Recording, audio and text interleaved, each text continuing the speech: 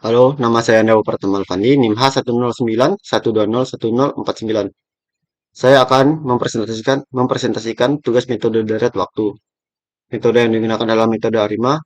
Untuk data yang digunakan adalah kasus kematian akibat COVID-19 di Provinsi Riau pada tahun 2021.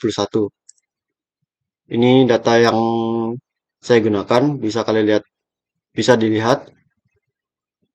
Saya akan menjelaskan tentang singkat pada data tersebut. Data data ini saya ambil dari data kematian akibat COVID di Provinsi Riau dari tanggal 21 Mei sampai 23 Juli.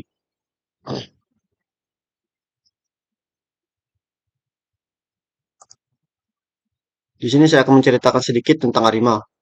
ARIMA adalah metode yang digunakan untuk memodelkan deret waktu. ARIMA sendiri terdiri atas tiga komponen utama, yaitu autoregresif atau AR. Itu adalah model yang akan digunakan untuk meramalkan suatu data dengan melihat nilai dari data yang sebelumnya. Untuk integrate atau I, itu adalah banyaknya atau berapa kali kita melakukan diferensi. Dan moving average. Moving average itu adalah model dalam peramalan yang menggunakan rata-rata dari nilai-nilai pada waktu sebelumnya. Jadi untuk AR dan MA sendiri, itu kalau AR itu hanya melihat dari melihat dari nilai-nilai pada data sebelumnya, dan moving average itu adalah rata-rata.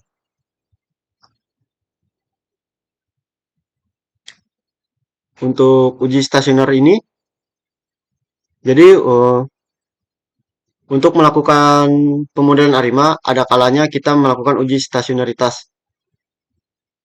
Hal itu akan sangat berguna untuk peramalan agar tidak mengalami error atau kesalahan yang cukup besar ya.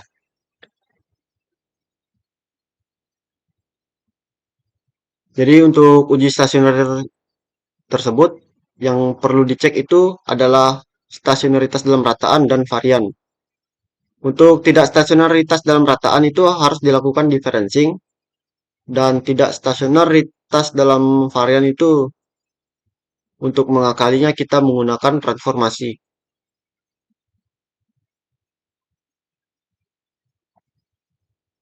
Di sini hmm, untuk menguji stasionaritas dalam varian saya menggunakan boxcock. Bisa dilihat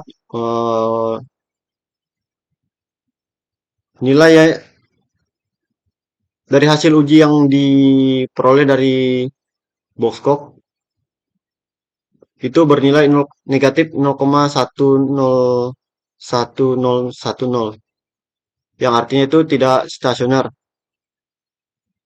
Lalu untuk uji stasionaritas dalam rataan saya menggunakan ADF test, dan setelah dicek itu p-value-nya adalah 0,7592.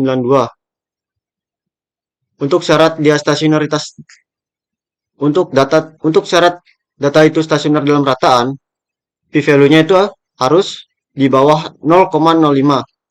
Jadi kesimpulannya dari data yang saya gunakan itu tidak stasioner dalam rataan. Maka dilakukanlah transformasi dan diferensi. Saya menggunakan sintak berikut, dan urutannya itu saya melakukan transformasi terlebih dahulu. Setelah mendapatkan data yang telah ditransformasikan, lalu saya diferensi. Nah, untuk transformasi sendiri saya hanya menggunakan satu kali. Dan diferensi ini dia harus p value-nya itu 0,05. Jadi misalkan data data yang sudah kita diferensi itu tidak 0,05, maka dilakukan diferensi sekali lagi sampai p value-nya itu di bawah 0,05. Dan di sini kebetulan saya hanya melakukan satu kali karena p value yang sudah saya diferensikan itu 0,01, yang artinya itu sudah stasioner dalam rataan. Jadi setelah data tersebut stasioner, saya melakukan plot, menunjukkan plot yang telah stasioner. Di sini untuk garis hijaunya itu adalah rata-rata dari data yang sudah stasioner tersebut.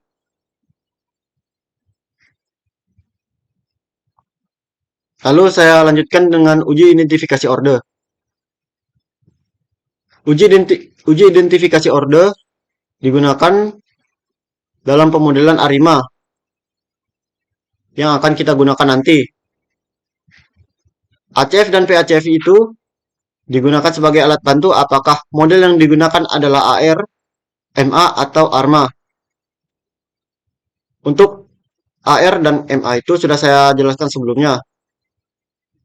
Dan ARMA itu sendiri adalah gabungan antara autoregresi atau AR dan moving average atau MA. Di sini syarat apakah dia itu AR dan MA bisa dilihat pada ACF dan PACF. Untuk mendapatkan model AR, syaratnya adalah pada plot ACF di situ harus menunjukkan tail off. Di sini tail off sendiri itu adalah menurun secara eksponensial atau membentuk gelombang sinus atau tail off. Dan plot PACF-nya itu cut off, yang artinya dia selain tail off itu. Kalau MA itu sebaliknya. Dan untuk mendapatkan model ARMA itu syaratnya kedua-duanya itu harus tail off. Lalu saya lakukan uji identifikasi order, maka didapatkan plot sebagai berikut. Dari plot tersebut terdapat 3 model yang terbentuk, yaitu AR1, AR4, dan AR6. Untuk estimasi parameter yang digunakan dengan menjabarkan setiap model ARIMA yang terbentuk. Untuk estimasi parameter, itu harus menggunakan data yang sudah stasioner. Jadi, untuk pemodelan ARIMA tersebut menggunakan data yang sudah stasioner. Dan saya setelah mengerjakan menggunakan R, dan saya hanya akan menampilkan hasil dari model yang telah dikeluarkan dari RStudio. Dan lihat pada gambar di bawah, itu adalah ketiga model yang telah dimodelkan.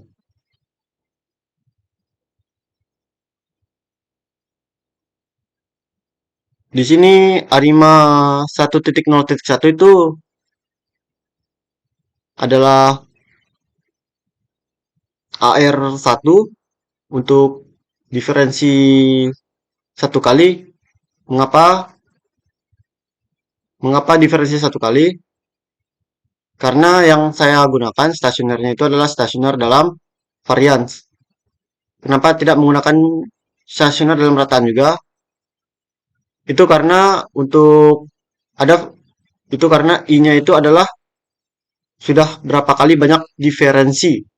Jadi untuk stasioner dalam rataan saya tidak gunakan.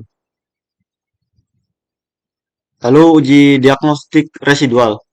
Untuk uji diagnostik residual itu digunakan apakah residual atau galat yang dihasilkan dari model perkiraan model yang kita gunakan tersebut, apakah masih ada signifikan atau tidak.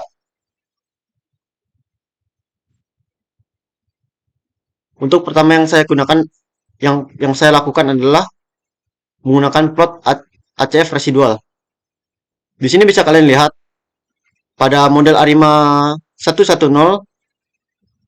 pada lap kedua ACF-nya itu melewati batas signifikansi, yang artinya ada adanya adanya residual yang signifikan dari plot model Arima tersebut, Arima 110. Jadi untuk mengatasinya, saya akan mengeliminasi Arima 110. Jadi tersisa dua model, yaitu model Arima 410 dan 6 Arima 610.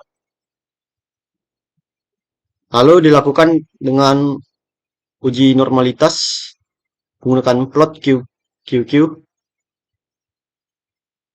Di sini saya melihat secara visual bahwa metode Arima 610 itu adalah metode yang terbaik. Jadi saya melihatnya karena Arima 410 itu terlihat akan menjauhi dari garis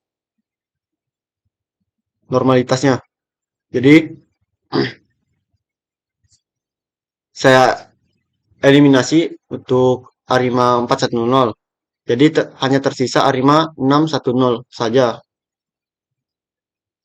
Setelah itu saya akan melakukan peramalan, dan untuk hasil akhirnya bisa dilihat pada gambar tersebut. Di sini bisa kalian lihat untuk hasil peramalannya itu adalah warna merah dan data aktualnya itu adalah warna hitam. Di sini ada beberapa perbedaan pada peramalan dan data aktual. Namun untuk kenaikan dan penurunannya itu sudah lumayan tepat lah. Jadi apakah model Arima yang digunakan itu bagus? Menurut saya model Arima yang digunakan itu kurang efektif, terutama untuk menjelaskan kenaikan yang sangat melonjak. Sekian dari saya, kurang lebihnya mohon maaf. Sekian, terima kasih.